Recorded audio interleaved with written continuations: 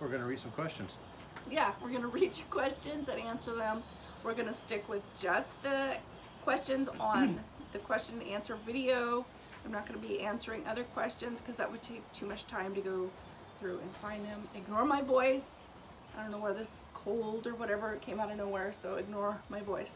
A summertime cold, those are the funnest ones. Yeah. So. Of all times. All right, so this first question from Janet's Ways. Hi, Janet. All right, so she asks, or says, I would love to know more about the town area where you live without giving up your security. It's just so lovely. Also, where do you get your inspiration? Other YouTubers, Pinterest, etc. Have you always lived in the Great Northwest? Seeing you and your husband makes me want to take another chance on love. You can see the love and respect between them. Aww. Okay, well, we live in the town of Woodland, Washington, and it is about 30 miles north of Portland, Oregon. Has an average rainfall of about 62 inches a year. I just looked that up today. Inspiration for our home? I want to add the town that we live in.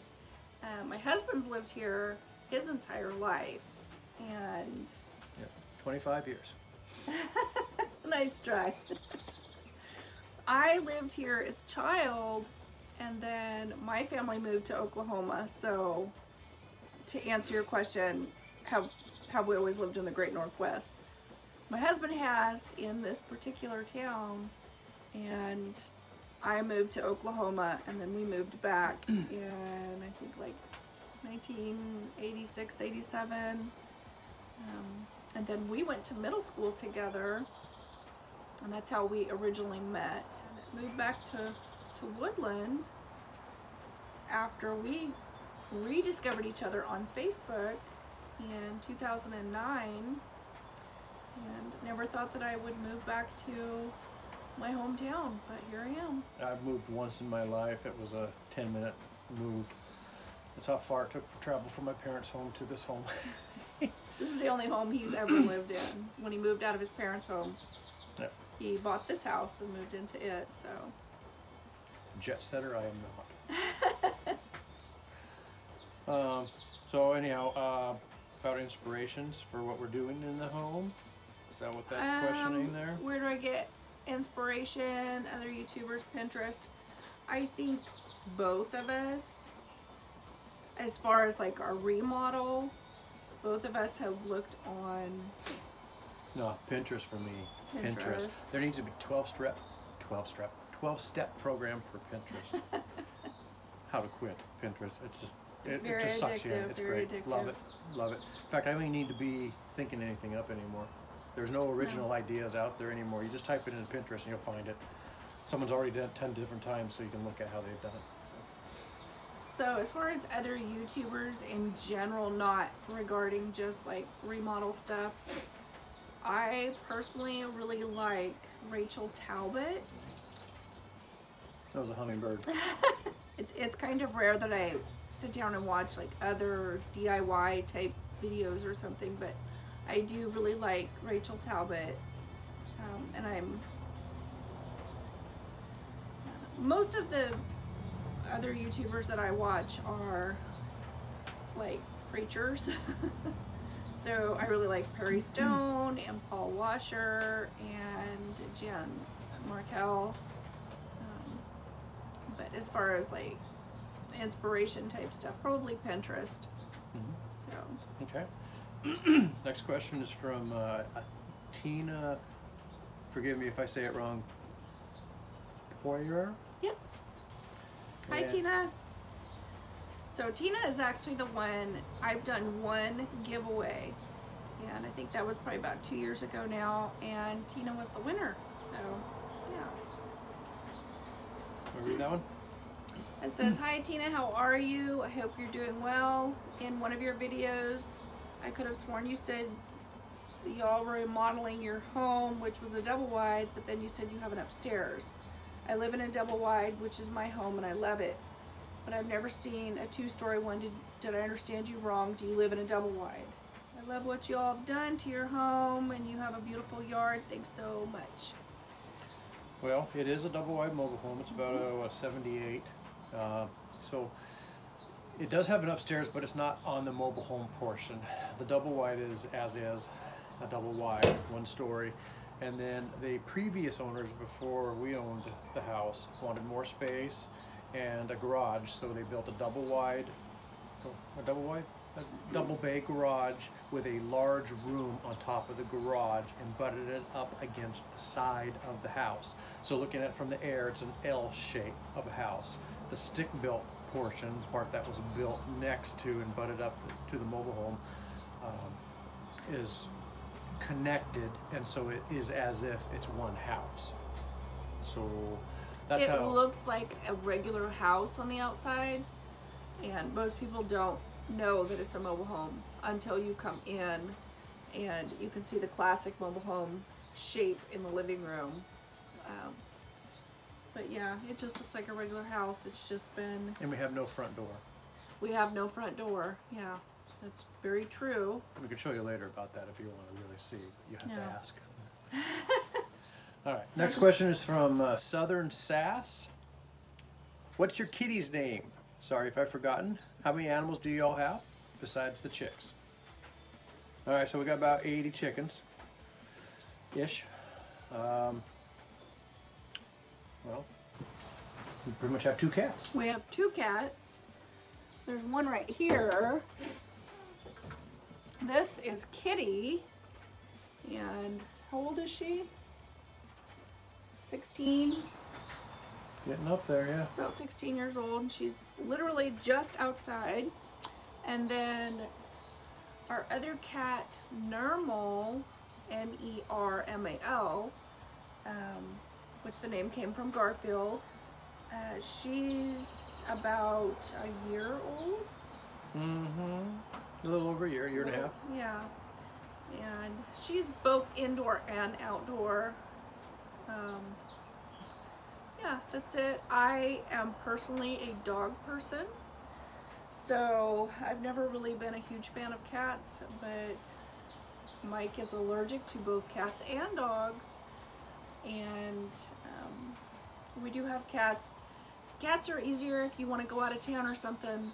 They can catch a mouse or something to feed themselves.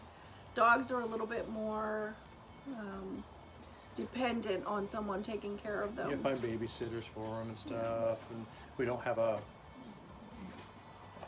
fenced yard or a place to put them up, and just keeping ourselves free and footloose. I would like to have a dog again someday though. So the 2 breeds that I really love is a Chihuahua because they're adorable, and I already have a name picked out.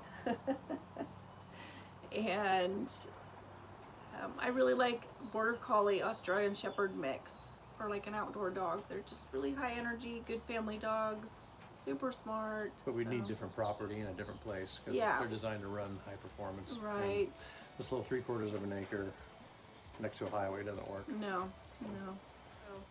Okay, so the next question is from Natalie Mann. And it says, I love your home renovations and home decor. Your garden is absolutely gorgeous. You're so lucky to live in such a beautiful property.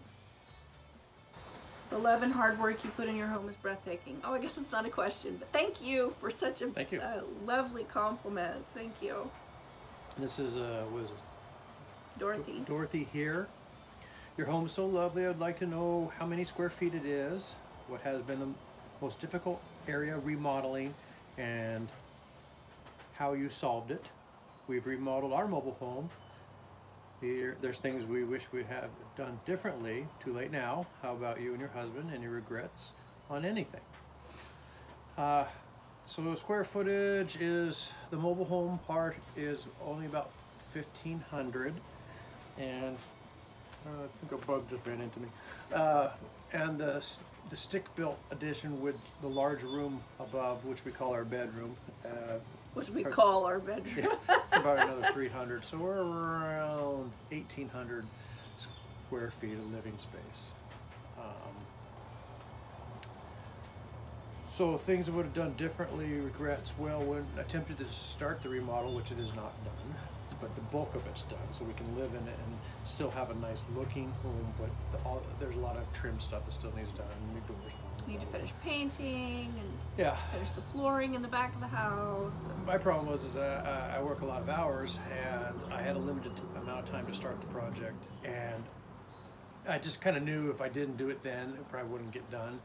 And Tina was getting excited about getting the process rolling because we've been planning it for over a year. I don't know if anything was more difficult than anything else. I think the more time-consuming projects I would probably consider more difficult. And that would have probably been the floor. Yeah. Because we had to, you know, put a leveler under it and dry it, and There's nothing square or flat in a mobile home, yeah. at least of the older ones. So Any regrets? no, life's about the journey. You can't plan it all out or what the end will be, because you'll be at the end when you're at the end. You know? So we're still in the journey. It's still alive and going. Because every time I know the people who build custom homes from ground up, and they often have those regrets. Or I wish I would have done this. I would have spent more time researching this or that, etc. But for us, it's everything is nothing but an improvement. Yeah. And so to stay humble, we should be so thankful for every little thing that Absolutely. gets touched and worked on, because it's only improved Yeah. from what it was. Yeah. And it was pretty run It down was before. very, yeah. Do you guys remember that the orange countertops? Well, this house was originally bought for the property, and it was going to destroy the house and build a real house here with the, you know, stick built and foundation and everything. And then life kind of happened, and things didn't turn out the way you think they are, and you don't become as rich as you think you are, and so then this house that was going to get destroyed was going to be now a house that we were going to live in and make our home. And so that's where our vision of the house changed. And so now we just take a little more humble perspective of it. I'm very happy personally that everything that we've done, everything that we've put into the home is ours. We're not making credit card payments. We're not paying a bank. Yeah, it's all, we make sure it's paid for. Everything's paid for, so it's ours. So I feel really blessed for that. Emily Springer has asked, have you ever seen, heard, or seen signs of Sasquatch?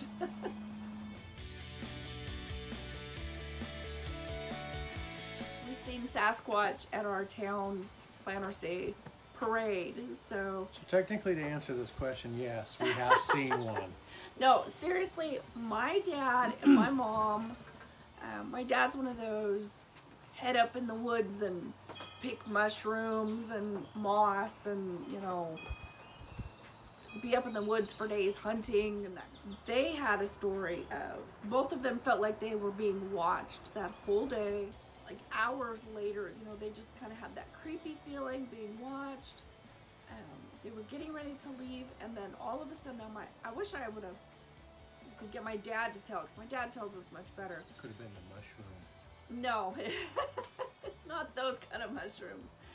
But they were getting ready to leave, and my dad said all of a sudden they heard this. It sounded like, it started like a howl, like a animal or something, that turned into some scream. Now, my dad could act it out, what it sounded like. And he said he said every hair on their body stood up. And he said it did not sound like an animal, and it did not sound like human. And they just got out of there. And that's cleaning up how he says it. When he tells the story, he's extremely colorful, and maybe one of these times I'll get him to tell the story. But yeah, they definitely felt like that it was Bigfoot. Both of them swear that it was Bigfoot. So Next question is that one, Shirley Moss. How long have you lived there, and how much of your outdoor gardens did you plant, and how close to the river's edge are you? It looks close in your videos. Beautiful gardens, and I enjoy your decorating style. Well, thank you, Shirley. How long have we lived here? Well, my husband bought this home In 96. in 96, and so he's lived here since he's moved out of his parents' house. He bought this home and moved in here, so this is the only home he's ever lived in. About 23 years. Yeah. But we got married in 2010, so I've lived here since then. How would you say this? In the vegetable garden, Well, that's been a big change. that was just a yard. There was no Grass. fence. Yeah, just grass. And we put in the fence. We put in the planter beds and literally everything. The plants that are growing up on the fence. And in the circular drive, I think you had daylilies. I think that's it. Pretty much. And so any of the other plants in there we've added. We've probably done about 80% of it. Yeah. The river's edge, well, if we just turn the camera over, it's just right over there.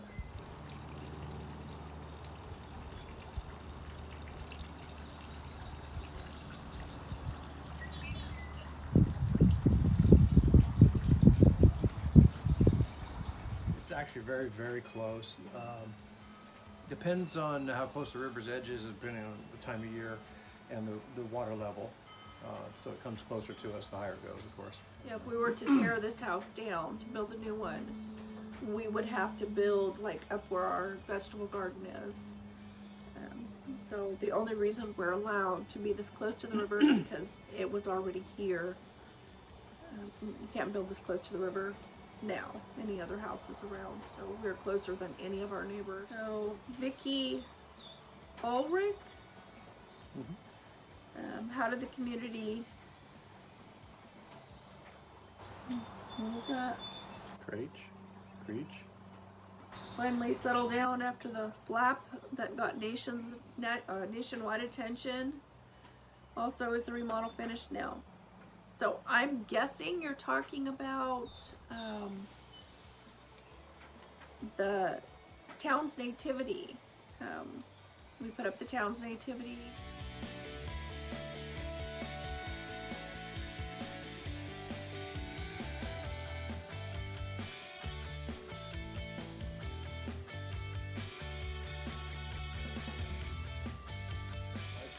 We put up the city, we were just the current caretakers of the city's nativity scene.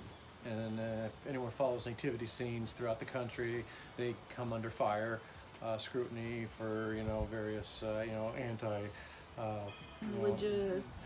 God things. And so anyhow, we got away with it for all these years, and then finally someone knew the area didn't like it, and Somebody who lives. sent a letter to the city, and the city mayor said, hey, this ain't so cool, we don't want to, have to fight this. And so they moved it to a private piece of property in the general area. And so this year we're going to go ahead and just put it up in the private property. We've actually got lots of feedback from townspeople that want to help. So I'm going to make it bigger and better. So Judy Gardner, I know you live in the Northwest, so without invading your privacy, can you tell us more about your weather there? Is that a lake or a river by your home? You have a gorgeous home, and I absolutely love your grounds and your chickens. Your deck is out of this world. The channel is wonderful. It's interesting, and I always learn something from you. Aww. Thank you, Judy. So, it's a river, the Lewis River. Lewis River. The North Fork of the Lewis River. You asked about weather. Like I said earlier, it's around 62 inches a year in the Woodland, Portland, Oregon area. Lots of cloudy, gray days, and that's what it is today, cloudy and gray. James. Hey Tina, you said that You all own a hardware store, so do you work there? Also, what is your favorite color? And I know you cook a lot, so what is your favorite food? Thinking it's the poached salmon you make. Lastly, what's your favorite perfume if you have one? Fun question and answer. Blessings, Natalie. I do not work at the hardware store. I know nothing about hardware. My personal favorite color is red. Anything Mexican. Sí, señorita. I like Mexican food. My favorite perfume is one that he picked out with me. I had a cold and I could not smell, and he picked a perfume out for me, and I love it and he loves it. It's Paris Hilton Siren. That's my favorite perfume. Yummy. And Mike likes it. This one's from CB. What is your favorite holiday / season? My favorite holiday is Christmas, and my favorite season is the fall. Mine's fall. Yeah. Early fall. When, oh, it's just wonderful. Especially if you're an outdoorsman and you love salmon fishing. That's when the salmon are coming in. Temperatures aren't too bad. It's just beautiful. Everything's turning color. It's just awesome. Yeah. Just awesome. I can't explain it. The beautiful color, the warm afternoons, the cool mornings, and it's always foggy on the river. Like in the mornings or in the evenings, there's a lot of like thick, heavy fog, and it's just beautiful. I love the fall. Susan Brown asks, where do you live? We live in Woodland, Washington. Yep. Okay, Carol Champion. Where do we go when we die? Well, where we go when we die completely depends on us personally, each individual person. The Bible is very clear that there is a heaven and a hell, and we believe that that is true. We believe the Bible is true. And if you recognize and accept Jesus was the Son of God, and he died as that perfect sacrifice, because the Jewish people always had animal sacrifices. Jesus became that last final sacrifice for our sins, and if you accept that as truth and follow what the Bible tells us kind of as a roadmap, then I believe that you'll go to heaven. If you don't, then I believe that a person would go to hell. So that's just about as quick as I could answer that. Angie Y asked, how many children and grandchildren do you have? We have 3 children and 2 grandchildren. Yeah. Yep. That was the last question. So yeah, hope we answered your questions without rambling too much. But yeah, there were some pretty interesting questions in there. Okay, you guys have a great night, and we'll talk to you next time. Bye-bye.